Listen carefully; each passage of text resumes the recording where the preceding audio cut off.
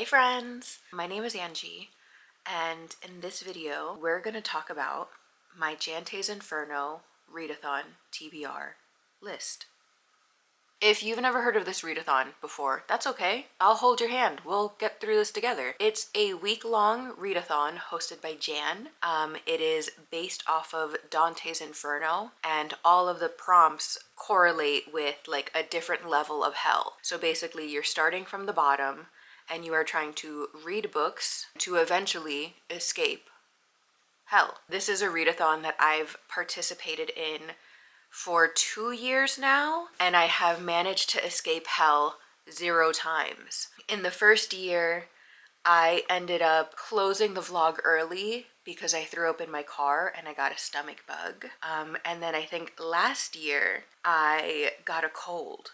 And so this year I already have a cold and I'm kind of at the tail end of it. So in theory, I should be in perfect health to actually be able to focus on reading and escape hell. And to kind of ensure my success, I have chosen books that I think will be easy to read, and also I'm going to cash in the ability to double up on prompts. This readathon doesn't have a lot of rules and it's not very strict on its rules, but the one rule it has is that you can't double up on prompts if they're not adjacent to each other. So basically you can double up if the prompts are like 6 and 5 or 4 and 3 or 5 and 4, but you can't double up on a prompt if it's like 7 and 2 or anything like that. It just has to be like the following number. There's a word for that and I can't think of it right now because my brain is so full of mucus. But you understand what I'm trying to say, I hope. And if you don't, and you need to hear a second opinion, I'm obviously gonna drop Jan's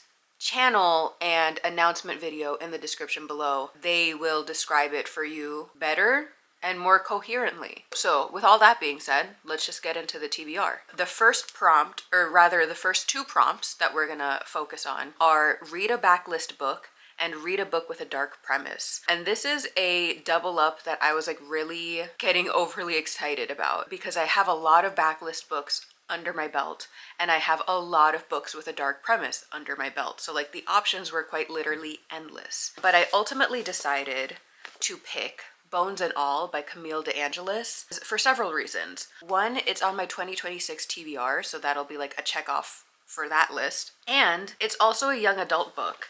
So I feel like by nature, it's gonna be a little bit more faster paced. The language is gonna be like a little bit easier to get through. It's just gonna be like a relatively easier read than in comparison to like Mary Shelley's The Last Man, which was one of my other options. I don't usually pay attention to this kind of detail, but like another reason why I chose this book is because the font is big and the spacing is quite wide. And again, in comparison to The Last Man, where the letters are very small, the margins are even smaller. In this book, in this story, we are following a young girl named Marin, and she is, quite frankly, not like other girls. Not because of her personality per se, but because she must consume human flesh to survive. And so throughout her entire life, she was raised to feel shame for this part of her, and her family has always been on the run because of this side of her. And when she turns 16, the parent that she lives with decides to abandon her. Marin has to go on a kind of cross-country journey to find their other parent, to kind of like learn about the truth of what she is and why she's like this. And along the way, like try and find some community, you know, like find a person, a place, a thing that doesn't make her feel so much shame. I really love the movie. I think the movie is so stunning. I think it's gorgeous. I think it's so tragic. And in that movie, Timothée Chalamet is at his slimiest. I've never seen a more gross man than in that movie. But despite his sliminess, such a good movie. And so I've been meaning to read the adaptation for years now. And I think this year is the year, both because it's on my 2026 TBR, and also because we're starting off this readathon with this book. The next prompt is to read a book that's part of a trilogy, and this prompt is one that I actually struggled a lot with. Just because when I hear the word trilogy, I think immediately sci-fi fantasy. and I admittedly don't have a lot of sci-fi fantasy on my shelves. Now that I'm saying this out loud, I probably could have just read Mockingjay, because the next prompt is read a book with a red-orange cover, and so if I did Mockingjay, I would have doubled up again. But I don't feel like reading Mockingjay. Or is it Catching Fire? I'm thinking of Catching Fire. Either way, I don't really feel like reading Catching Fire at this moment. And so instead, we're not gonna double up on this prompt. It's just read a book that's part of a trilogy, and we are gonna be reading The Assassin's Apprentice by Robin Hobb. This is another book that is featured on my 2026 TBR. It is another book that I'm so excited to read because everyone that I know and love and cherish loves this series, and I think it's going to be a really great introduction for me to get into more fantasy. And then the next prompt, as we discussed briefly, is to read a book with a red-orange cover. For that, we're going to be reading When the Reckoning Comes by Latanya McQueen. I admittedly don't know a lot about what this book is about. I know that it takes place in the South. I believe it's a Southern Gothic. I know it takes place on a plantation that has been converted to a like wedding venue, and I know there's something to do with like tensions in childhood friendships or something to that effect, but actual like plot stuff, I'm goose egg, baby. I have no idea what the characters are called. I have no idea what the like obstacle is, aside from like general like historical racism and generational trauma and things of that nature, but like I don't know how we get from step A to step B. I do know that this is a red cover, and I do know that my friend recommended this to me, and when we were at the horror bookstore together, they were like, you need to get this book, you need to get into this, and so we're gonna read it, and we're gonna get into it, and it's gonna be great. The next two prompts are to read a book with a grumpy character and then read a book based on the cover, and so for this, we're gonna take it really easy peasy, really shorties,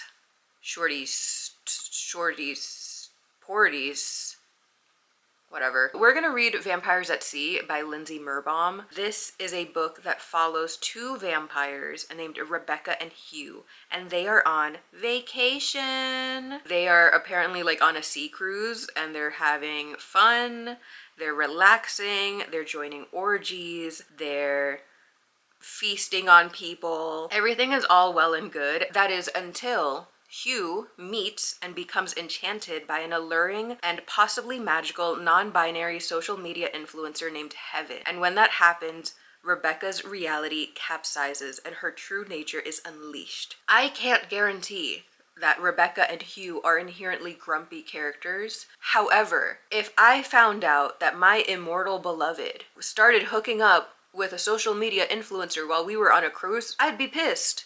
And so I can only assume that Rebecca's true nature is something grumpy, something evil, something a little aggressive. And I'm gonna take evil and aggressive and put it under the grumpy umbrella to make my life easier. And then obviously I think the cover is gorgeous. It's what first interested me about this book. The second being the title, and then the third being Rebecca and Hugh are on vacation, because I thought that was just like such a silly, funny, goofy way to start a blurb. And then the next two prompts are also another duo that we're dealing with, and we have to read a book that includes a dog and read a genre that I'm passionate about. And trying to find a book that has a dog in it proved to be very difficult. And it's not necessarily because I don't care about dogs. I don't want it to come off as like I'm anti-dog, but rather I don't necessarily pick up books because there's a dog in it. Any animals featured in a novel is secondary to me. Like that might as well be a chair. If it has nothing to do with the plot, I honestly don't really give a fuck. And so when I tried to look on the Goodreads for books that have dogs in it, it was a lot of like Homeward Bound kind of style books, and like I really don't care. I swear to God, I'm not anti-animal. I just like don't see anything interesting about reading a book in the perspective of a dog. And so I was like really struggling because I was like, am I really gonna have to read like Homeward Bound? That fucking sucks. And then I rewatched Jan's announcement video, and they like listed some options that aren't necessarily like dog focused, but like have dogs in them. And she listed The Hounding by Zenevieve Purvis. Obviously, there's dogs on the cover, so there must be dogs in the story, right? And in fact, confirmed there are. This book is kind of a tie-in between the Virgin Suicides and the Crucible, but we're basically following a group of sisters who are accused of turning into dogs and like tormenting the village that they live in, question mark. So we'll see how that goes. And then I also chose this as a genre you're passionate about because this is kind of like a horror. I don't know if it can be described specifically as a gothic horror. I'm not entirely sure yet, but it's definitely like horror weird girl, which is kind of like my bread and butter here. And so that brings us to our last prompt, which is simply to read a book, get out of hell, get the heck out of Dodge, I think is how the saying goes. And so because this readathon runs from February 6th to February 13th, I thought it would be kind of fun, just like in the spirit of February and the spirit of Valentine's Day, to end this TBR with a romance book. So the last book on this TBR is Liquid by Mariam Ramani. This book is about a young woman who's kind of down on her luck. She was raised to believe in the American dream, and now she's like in her mid-20s perhaps, and or in her 30s. I actually don't know how old she is, but I do feel like mid-20s is when you start to realize the American dream is not as kosher as you thought it was. And so one of her friends jokingly tells her to just marry rich, and she decides to take that challenge very literally and very seriously. So she goes on these like marathon dates with a bunch of rich people, and she has like a spreadsheet where she keeps track of all of the pros and cons, and she has a goal to get a marriage proposal by the end of autumn. So that's the TBR. Thank you so much for watching this video. I hope you enjoyed it. I hope you have a great day. I hope all of your projects are going well. I will definitely be doing a vlog for this readathon, and I really hope that I can get out of hell this time. There's a lot of hells that I cannot escape from, but this hell is gonna be the one that does it, that I do it to. Anyways, bye.